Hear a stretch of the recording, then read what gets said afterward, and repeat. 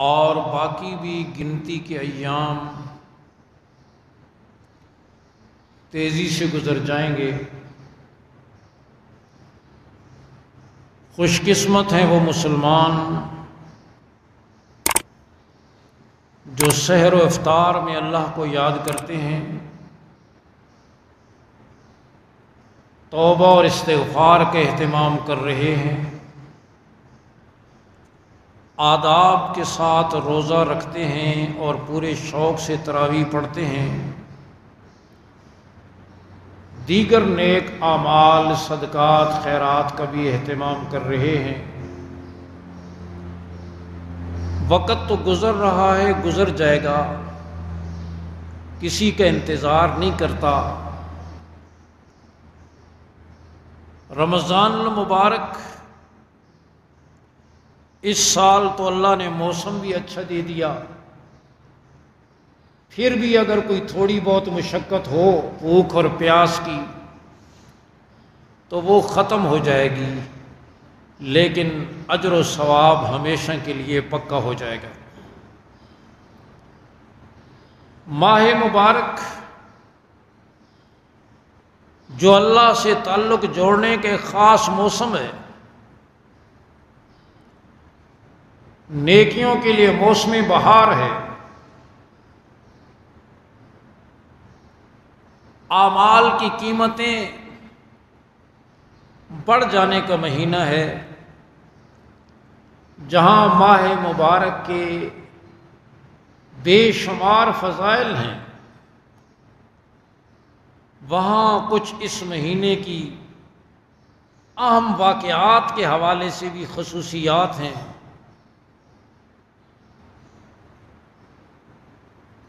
اور ان واقعات میں ایک اہم واقعہ یہ کہ نزول قرآن رب ذوالجلال کی آخری اور لا ریب کتاب، جو قسمتوں کو بدلنے والی کتاب ہے، جس نے عرب کے چرواہوں کو دنیا کا امام بنایا، جس کتاب پر عمل کرنے سے وہ جو جہنم کے کنارے پر پہنچ گئے تھے اتنے عظیم اور بلند ہوئے کہ جنت ان پر رش کرنے لگی، جن کی معاشرتی زندگی حیوانوں سے بدتر تھی، وہ اتنے قیمتی بنے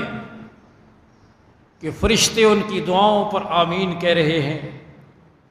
فرشتے ان کو جنت کی خوشخبریاں دے رہے ہیں، ان کی پکار پر مدد کے لیے آسمان کے فرشتے اتر رہے ہیں۔ یہ لا ریب اور عظیم کتاب جس کی حفاظت کی ذمہ داری میرے رب نے اٹھائی ہے، وہ بھی اسی مہینے میں نازل ہوئی۔ پھر اسلامی تاریخ کا اہم ترین واقعہ، مسلمانوں کی خوشی کا سب سے بڑا دن، فتح مکہ، وہ بھی رمضان المبارک کے اندر ہوا، جس دن مسلمان